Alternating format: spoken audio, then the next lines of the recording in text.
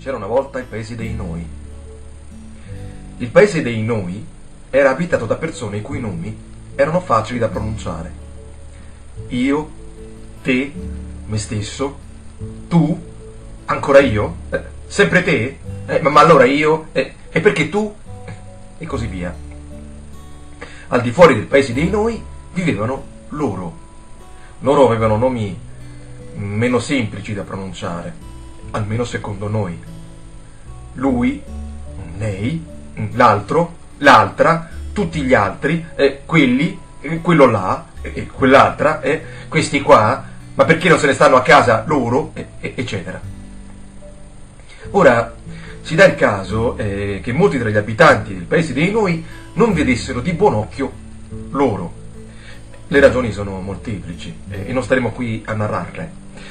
Non basterebbe un singolo racconto per cambiare le cose. E per quanto scritto con parole facili, chiaro e diretto, da leggere in pochi minuti, ecco. Altrimenti tutti quelli che sapessero leggere troverebbero aria sufficiente nella cervice per permettere al cuore di entrare a respirarvi. Mi soffermerò però su una di esse. Si dà il caso che i Noi temessero che loro potessero defraudarli di qualcosa. Qualsiasi cosa, anche la più improbabile, come ad esempio il futuro, ovvero ciò che non esiste ancora. Tuttavia, a causa del delirante suggerimento di qualche decelebrato imbonitore, gli abitanti del paese dei Noi si erano convinti che il modo migliore per impedire a loro di derubarli fosse privarsi da soli del meglio che avessero. Incredibile, no? È come se un fiore si liberasse del polline per impedire alle api di raccoglierlo. Folle, peggio, è come se la terra stessa facesse marcire i propri frutti negandoli alle creature viventi.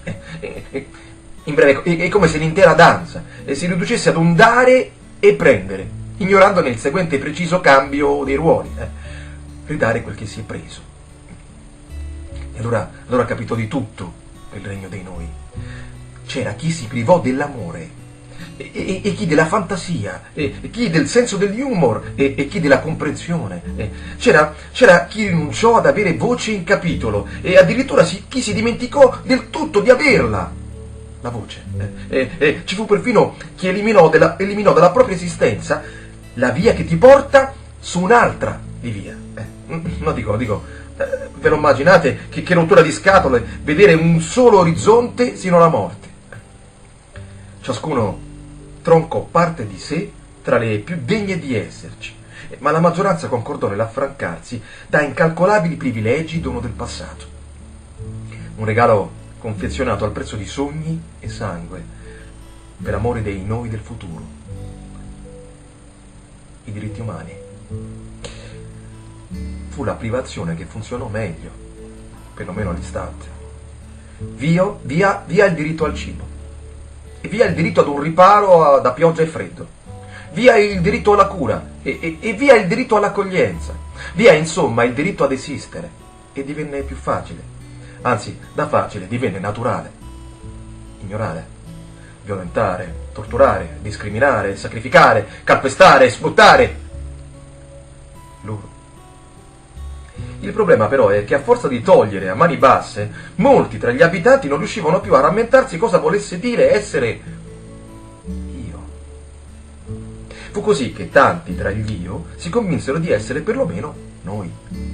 E tutti gli altri, tutti, divennero ignorabili, calpestabili, sfruttabili, torturabili, violentabili, perché tutti gli altri, che non fossero io, erano diventati loro.